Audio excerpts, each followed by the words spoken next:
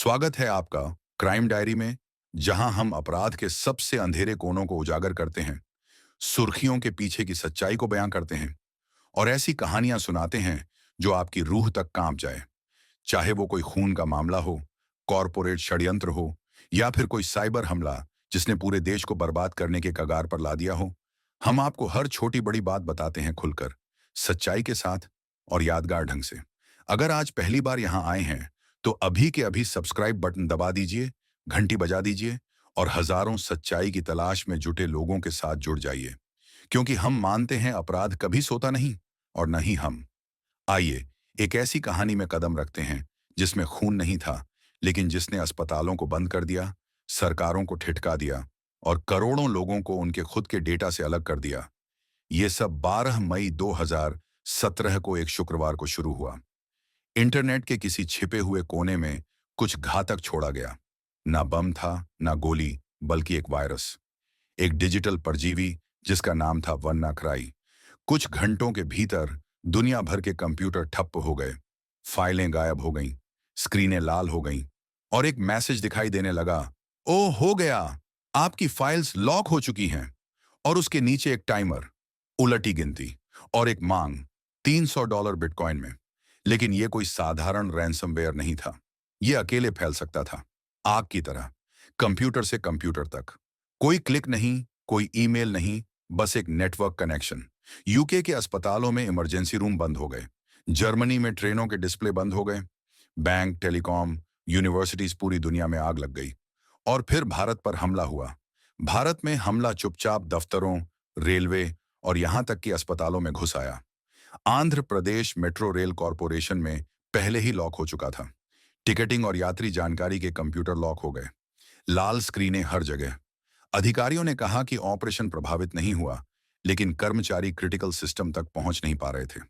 Panic फैल गया। निजी अस्पतालों से रिपोर्ट आई, डायग्नोस्टिक सेंटर्स, यहां तक कि यूनिवर्सिटी लैब्स भी। कल्पना कीजिए, कोई डॉक्टर अपने मरीज की एमआरआई खोलना चाह रहा हो और उसे लाल स्क्रीन दिखाई दे रही हो जो पैसे की मांग कर रही हो। भारतीय रेलवे ने चेतावनी जारी की। CRTN, हमारी राष्ट्रीय साइबर सुरक्षा एजेंसी, तुरंत सक्रिय हो गई। लेकिन वायरस पहले ही सैकड़ों नेटवर्क्स में घुस चुका था। क्यों? क्योंकि कई जगहें अभी भी विंडोज XP जैसे पुराने सॉफ्टवेयर चला रही थीं, जो आज के कॉलेज के छात्रों से भी पुराना है। और सबसे बुरी बात, माइक्रोसॉफ्ट ने 2 महीने पहले ही एक पैच जारी किया था, लेकिन किसी ने अपडेट नहीं किया। तो जबकि वन्नाक्राई ने भारत को दूसरे देशों की तरह तबाह नहीं किया, उसने हमें एक भयानक बात दिखा दी। हम कमजोर थे, निराश्रित, अपनी रक्षा के लिए तैयार नहीं। ऐसा वायरस बनाने वाला कौन हो सकता था जो पूरी दुनिया को घुटनों पर ला सके? क्या ये किसी बेसमेंट में बैठा कोई एकाकी हैकर था, कोई अपराधी गिरोह या फिर कोई सरकार?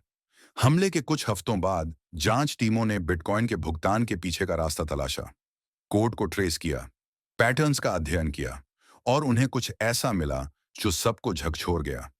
ये हमला बिल्कुल अनियोजित नहीं था, ये एक योजना के तहत था और ये उत्तर कोरिया से जुड़े एक समूह, लज्जारस ग्रुप के पास से आया था। ये सिर्फ एक रैंसमवेयर नहीं था, ये एक परीक्षण था, एक चेतावनी की तरह।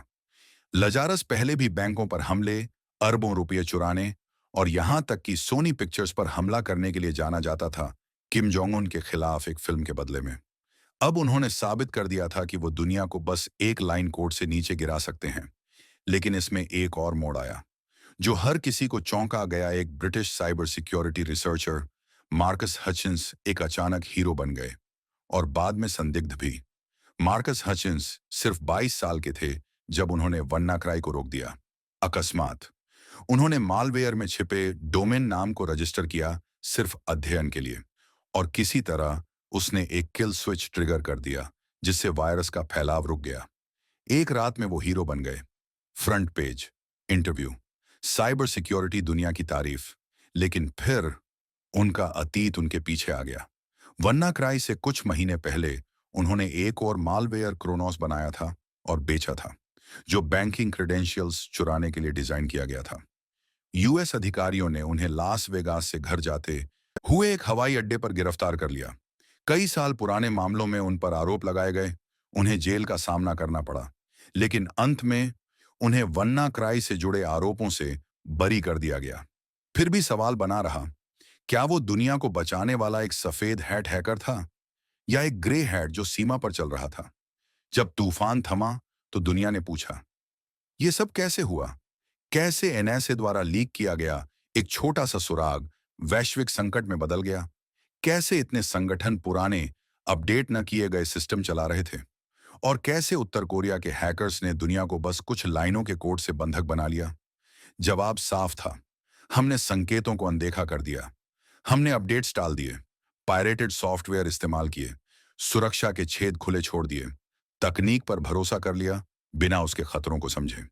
वन्नाक्राई एक जागरण था। इसने हमें सिखाया कि साइबर सुरक्षा वैकल्पिक नहीं है, ये बचाव है। आज भारत में मजबूत कानून है, बेहतर एजेंसियां, अधिक जागरूकता, लेकिन खतरा अभी खत्म नहीं हुआ। अगर कुछ हुआ तो वो बढ़ रहा है। वन्नाक्राई ने किसी को मारा नहीं, लेकिन वो कर सकता था। कल्पना कीजिए, अगर किसी अस्पताल की लाइफ सपोर्ट सिस्टम बंद हो जाती, या एक पावर ग्रिड, या एक परमाणु संयंत्र। ये सिर्फ एक साइबर हमला नहीं था, ये एक नजदीकी मौत थी, एक करीबी चेतावनी। और फिर भी आज भी कई सुराग वैसे ही मौजूद हैं। असली अपराध सिर्फ हैकर्स में नहीं है, ये लापरवाही में है, देरी में है, अपनी जिम्मेदारी से भागने में। तो अगली बार जब आपको अपडेट उपलब्ध वाला वो तंग करने वाला मैसेज दिखे, उसे नजरअंदाज न करें, क्योंकि अगला वन्नाक्राई आपको दूसरा मौका नहीं दे सकता। अगर आप यहां तक पहुंच गए हैं, धन्यवाद। आप हमारे बढ़ते समुदाय का हिस्सा हैं, जो मानता है कि अपराध को उजागर किया जाना चाहिए, सच्चाई को बताया जाना चाहिए, न्याय को याद रखा जाना चाहिए। इस वीडियो को लाइक जरूर करें, ये हमें और लोगों तक पहुंचने में मदद करता है। सब्सक्राइब बटन दबाएं, क्योंकि अगली कहानी आपके बहुत करीब हो सकती है। और नीचे कमेंट में बताएं, आपकी राय में वन्नाक्राई के हैकर्स को कभी माफ किया जाना चाहिए था, या अपराध को कभी भूला नहीं जाना चाहिए। अगली बार तक सुरक्षित रहें, सचेत रहें, और याद रखें, क्राइम डायरी पर हम कभी भूलते नहीं।